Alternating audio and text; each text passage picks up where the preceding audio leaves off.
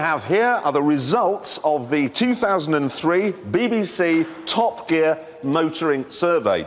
This is the biggest survey ever undertaken into how satisfied you are with your car, how reliable it is, how good the dealer is to you, the lot. And I think we had, what, 43,000 responses to this. Yep. And there are 137 cars in it, and I'd just like to point out that the Subaru Legacy, the old one admittedly, came 10th.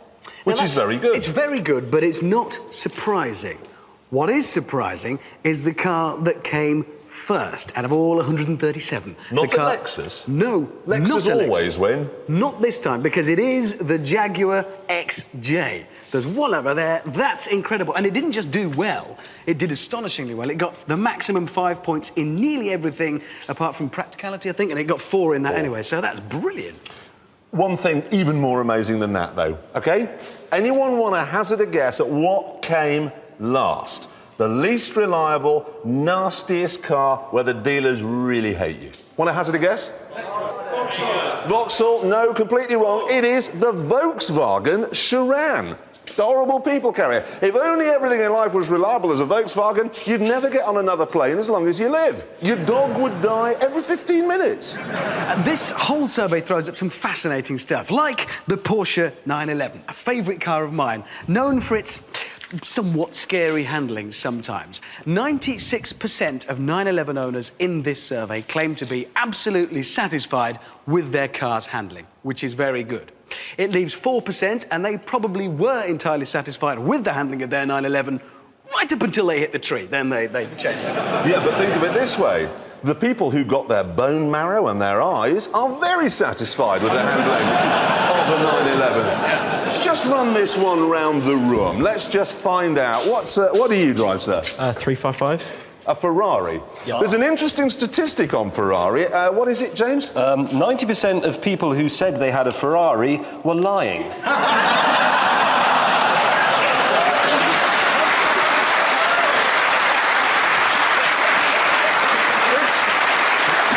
It's true, honest, it's true. People were actually filling in the form, and then we checked everything, or the company that did it checked everything with the DVLA. 90% hadn't got a Ferrari. And you think, why did you do that? What did you think some really beautiful girl was going to... Ooh, there's a bloke here with a Ferrari, I'll ring you. It's a computer! What have you got? Golf Mark IV. A Mark IV Golf. Now, there's an interesting one with Golf, isn't there? Yeah. Now, there's a lot of cars based around the Golf. You know, all the Seats, the Beetle, the Audi A3, the Audi TT... They're all some Golfs Skodas. with different bodies and different badges, OK? Yeah. Now, which do you think is the worst of all the Golf-based cars? Skoda. It's the Golf, you're right. The worst Golf is a Golf. If you want to buy a Golf, don't get a Golf. That's Get basically one of what the other we've Golfs. learned from this survey. It's a beard. Subaru Impreza. There's always one, isn't there? Every single week we come down here and there's a fleet of Subarus. Do you want to know where it came? Yeah, go on. What have we- 15. 15th most reliable car. So not as good as the Outback. it, but not You don't, but why? Is it not reliable? No, I keep mucking it up. You keep mucking it up. I'm part of your group of... I've messed up my car with a stupidly big exhaust as well. Oh, really? How big are we talking? 4 inches. Do girls come running up to you? Not with that No. beard, actually. Silly question. Sorry, what have you got? Passat. A Volkswagen Passat. Well, oh, yeah, exactly. What a man. Where does it come? 78. 78th, yeah. 78th most reliable cars. And actually, while we're on the subject of this German business, there's a chap over here I was talking to earlier, OK? You've got a Mercedes. Mercedes, OK? Now, they are a byword for durability. Where's yours? Well, it's gone to have its MOT today, but unfortunately I did a pick-up this morning and it broke down on the way to Tony Perslow in Guildford. So it broke down on the way to the dealer. This is not the first time. Mercedes, do you want to know where the best Mercedes came? The highest place Mercedes was? 57th.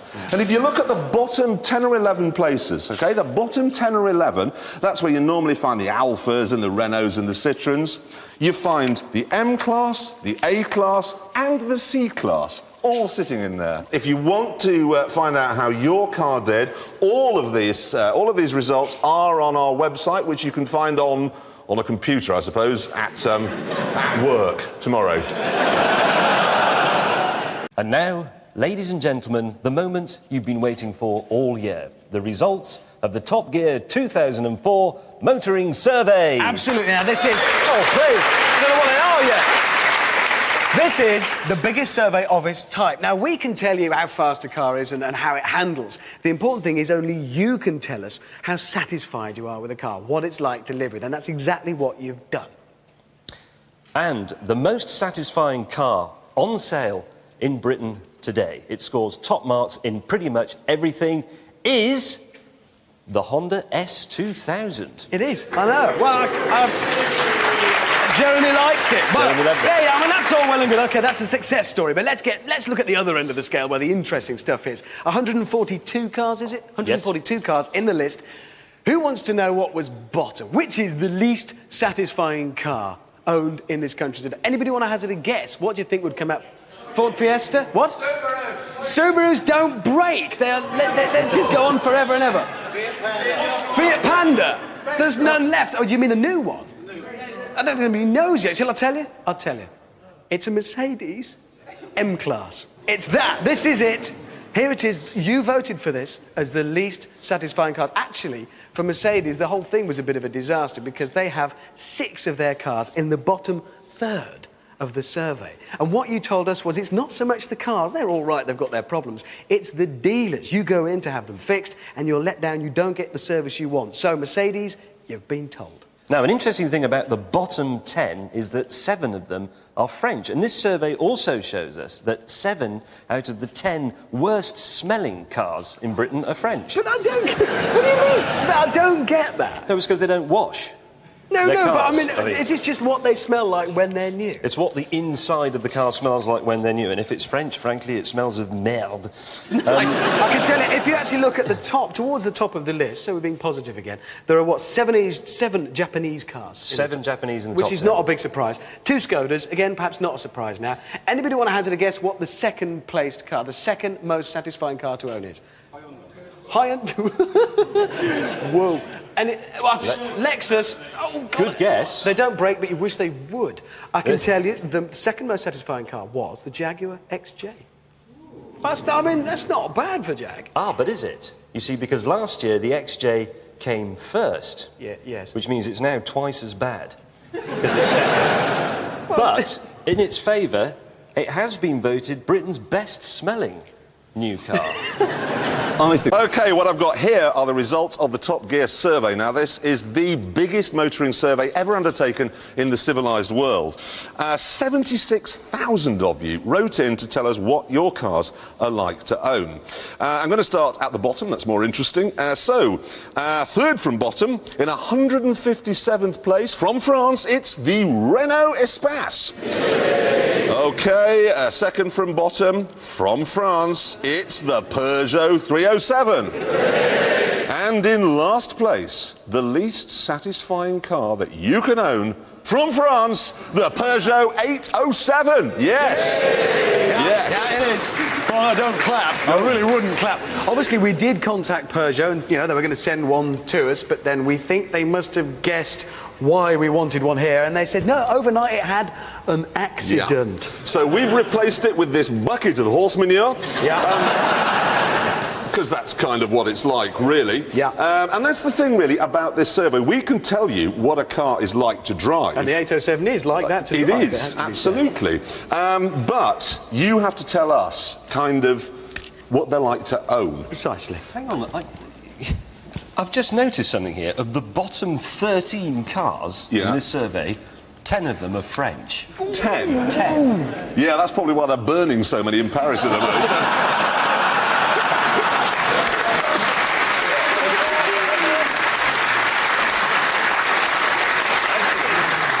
You'll probably find they're just catching fire by themselves. That's what it's all about. Of the 3 in the bottom 13 that aren't French, we've got the Mercedes M-Class, the Fiat Stilo, and the Rover 25. According to people who own them, the dealers have just disappeared.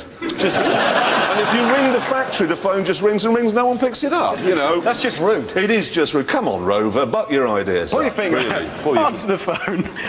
We should look at the other end of the scale, really. Yeah. Good cars as Yeah. well. So the top three, in third place, the third best to own is, from Japan, the Lexus RX. In second place, from Japan, the Lexus IS.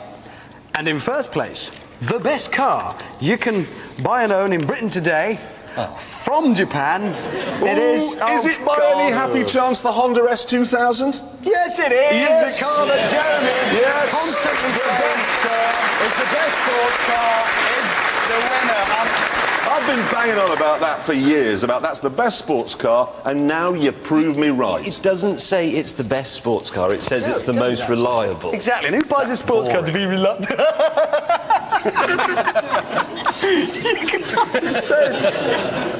Unfortunately, I'm not able to show you what it says on this piece of paper, but it's the new way I've got for stopping them talking rubbish. So there we are. The Honda S2000 is the best car that you can buy. Now, anyone here got any cars they want to know where they came in the survey? Yes. The what? Sorry, who said what?